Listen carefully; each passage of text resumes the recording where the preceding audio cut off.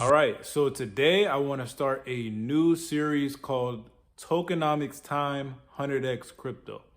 So when I first got started in crypto in 2016, I was doing all the right things, but I often made one critical mistake.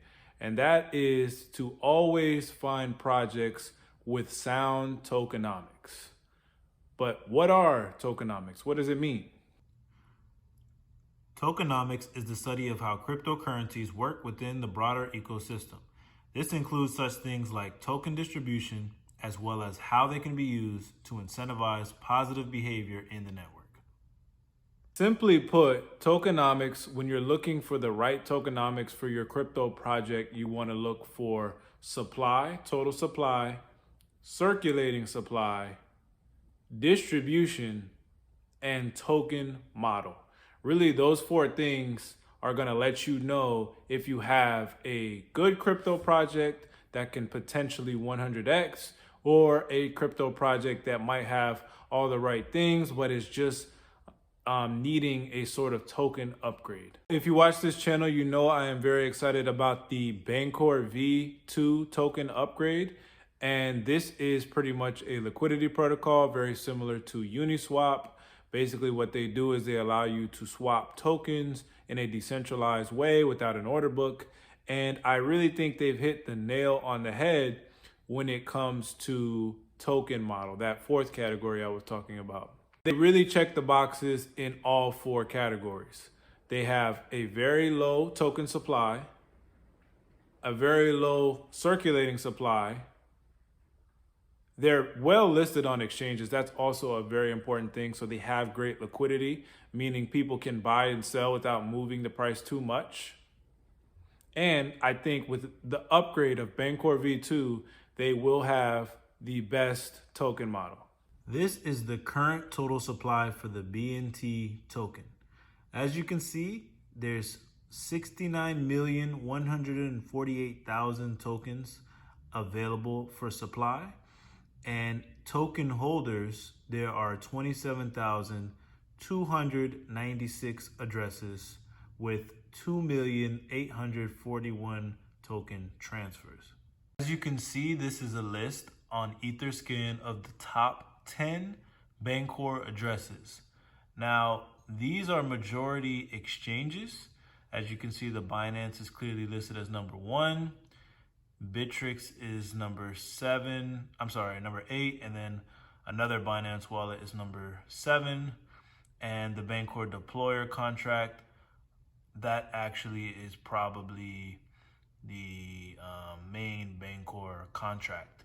But as you can see, you have a pretty nice distribution. Very quickly, I want to go ahead and discuss the Bancorv2 pool design and why it sucks in so much value for the BNT token and BNT token holders. So one thing that is important to note is that BNT has ultimate utility inside this system, inside this decentralized liquidity exchange, because every single pool has BNT tokens in it, right? It's BNT and something else, because the BNT token is the liquidity hub connector. So because of that, it's always going to be in every single pool. It's like bandwidth that connects you to the network. The clever, ingenious thing that is introduced in V2 upgrade of Bancor smart contracts is a split token reserve. So picture a big pool and the pool gets split in half. And the way the Bancor smart contract system works is, in order to incentivize liquidity providers to provide liquidity inside these pools, they pay out all of the trades, or not all of the trades, but a percentage of the trades that go through the pool to liquidity providers, just enough to incentivize them to want to park their liquidity and earn a passive income for doing it. So what ends up happening in this split token reserve model is you have two liquidity providers. There will always only be two liquidity providers. One will be BNT, and then the other one will be something else. So let's just use, for example, BNT, and Link.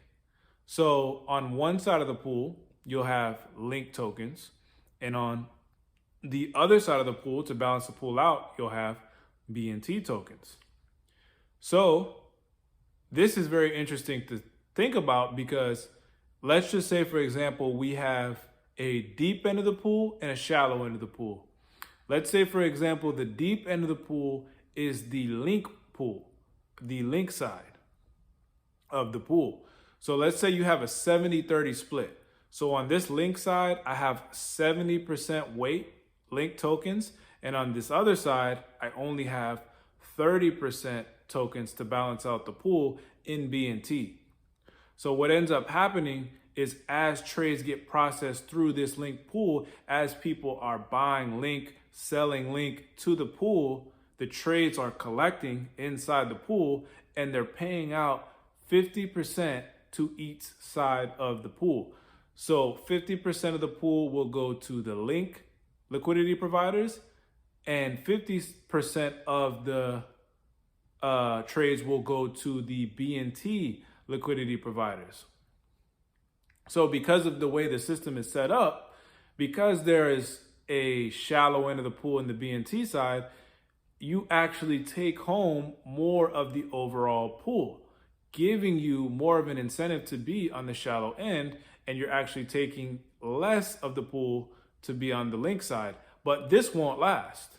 This won't last, because before long, what will end up happening is, because there's more to gain on this shallow end of the pool, people will buy BNT off the open market, reducing circulating supply, and then put that BNT in the shallow end of the pool, as they're incentivized to do, bringing the pool closer to 50-50 or closer to balance. This will happen across an expanding network of liquidity pools on the Bancor network. So it provides constant buy pressure for the BNT token to be bought off the open markets and staked inside these liquidity pools. But that's not all. After the V2 upgrade, the very next thing on the roadmap is going to be enabling Bancor Staking, or BNT inflation, and a Bancor DAO. So owning BNT tokens will give you, just like DPoS networks, a say in the network, how the network is governed. And on top of that, there will only be one thing that makes sense to do with BNT tokens, because the inflation most likely will be set to a high enough rate that it doesn't make sense to hold the tokens, because if you're holding the tokens, you're getting diluted out of your overall market share of BNT. So the only thing that makes sense to do with your tokens is to stake them inside Bancor network pools, and then get more BNT airdropped onto you and get higher rewards. So BNT will be a staking token. And for these reasons, I think BNT is prepping up to be one of the most solid from a tokenomics perspective. So yeah, guys, that pretty much covers it. Welcome, and this will be the first episode of Tokenomics Time 100x Token. I look forward to making the next episode.